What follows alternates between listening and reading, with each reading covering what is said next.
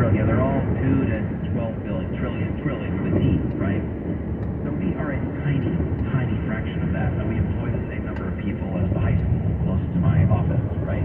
So in the RA space, it's significant, but it's not significant enough for the average American to know who creative planning is. But I think that's our objective, is we want to be the gold standard nationally for the mass affluent and ultra affluent clients looking for an independent wealth manager. Thank you, Peter, for being so generous with your time.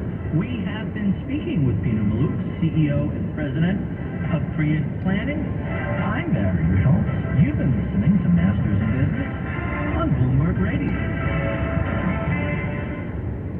24 hours a day at Bloomberg.com and the Bloomberg Business app. This is KNEW Oakland, KOSF 103.7 FM, HD2 San Francisco. Programming paid for by Bloomberg. Now, a global news update.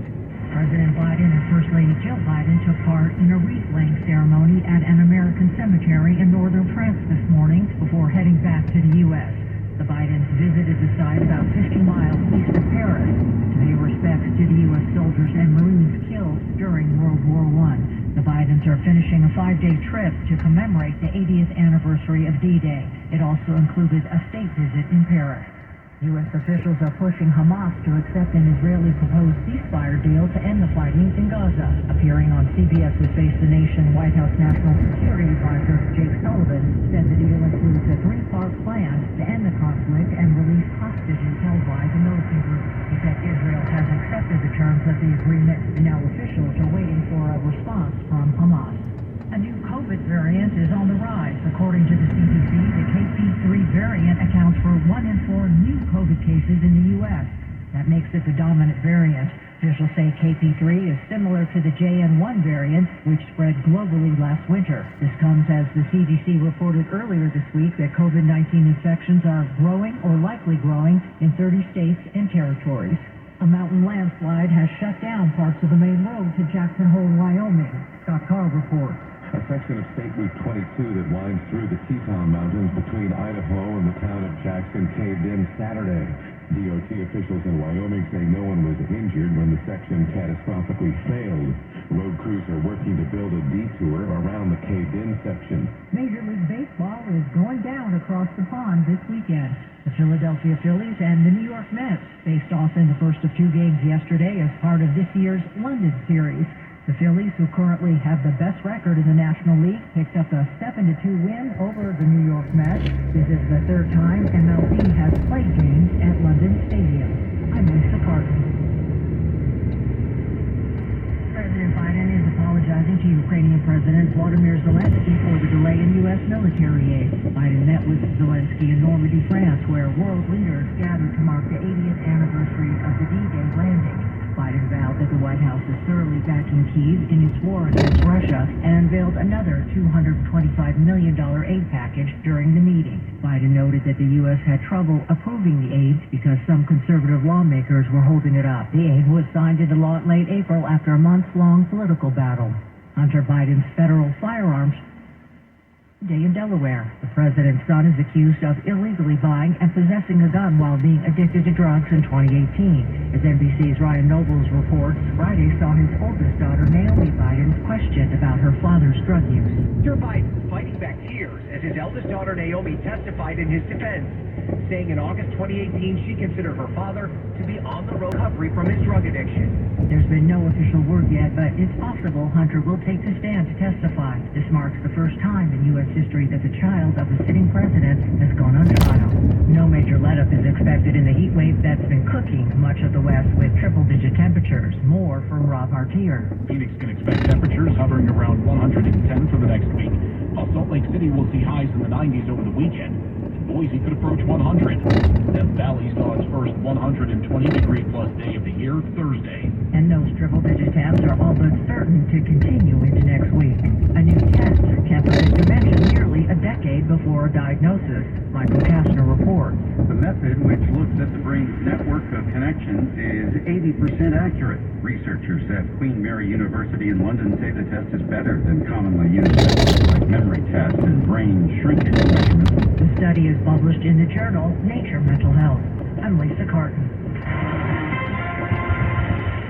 I'm Shannon Green. A stark scene in Europe this week as veterans of Normandy return to the country they liberated 80 years ago and meet with a leader fighting to save his country now. Save the people!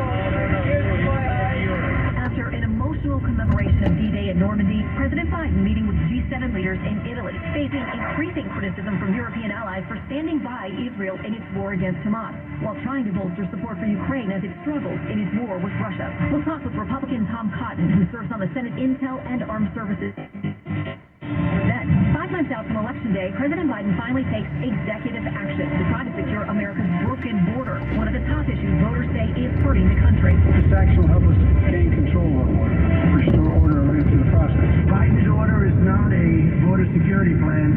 It's a concession to the fact that he has lost control over our borders. More than 8 million migrants encounters at the border since President Biden took office. Will his moves be enough to stem the flow of migrants that have overwhelmed major cities in both red and blue states, including the nation's biggest, New York City? We'll ask Democratic Congressman Richie Torres, whose South Bronx district played host to a major truck rally last month. Plus, when someone lies to Congress, that is a crime, even if you are the president's son. New trouble for Hunter Biden as House Republicans accuse him of lying to Congress. At the same time, his defense team prepares to fight back against the prosecution's case in his felony gun trial. Our Sunday panel on the political blowback to the president, all right now on Fox News Sunday.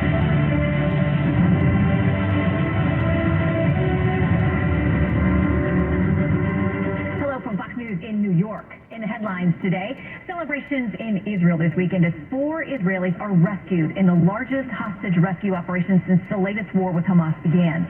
The 4 reunited with family after 246 days in captivity. Hamas says 274 Palestinians were killed during the raid. And the pier built by the U.S. military in Gaza is back up and taking in food and humanitarian aid for Palestinians after it was blown apart in high winds and heavy seas last month. Voters across Europe are set to decide the direction of the European Union's parliament today. Early polls suggest it could shift the world's largest trading bloc to the right amid concerns over the war in Ukraine and migration. Those issues are sure to be a top priority as G7 leaders prepare to meet in Italy this week, including President Biden. In a moment, we'll get reaction from Republican Senator Tom Cotton. But first, we've got team coverage from Trey Yingst in Israel and where we began with White House correspondent Peter Ducey in Paris. Hello, Peter. Shannon, good afternoon. President Biden spent part of his last day here in Paris greeting U.S. Embassy staff. He's on his way right now to go lay a wreath at a World War I memorial, all while warning that he thinks another big war in this part of Europe could be possible if the West stops sending 9-figure munitions packages to Ukraine. We're not going to stop Ukraine. It's not just Ukraine. It's about much more than Ukraine. All of Europe will be threatened. We're not going to let that happen.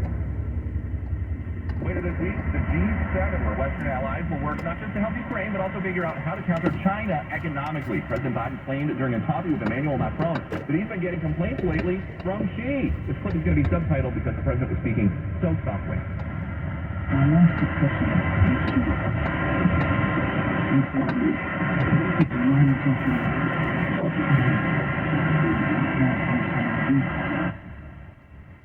President Biden has not acknowledged the large pro-Palestine protests at the White House Saturday that wrapped all the way around campus. Instead, he's keeping all the talk about the war in Gaza focused on the rescued hostages.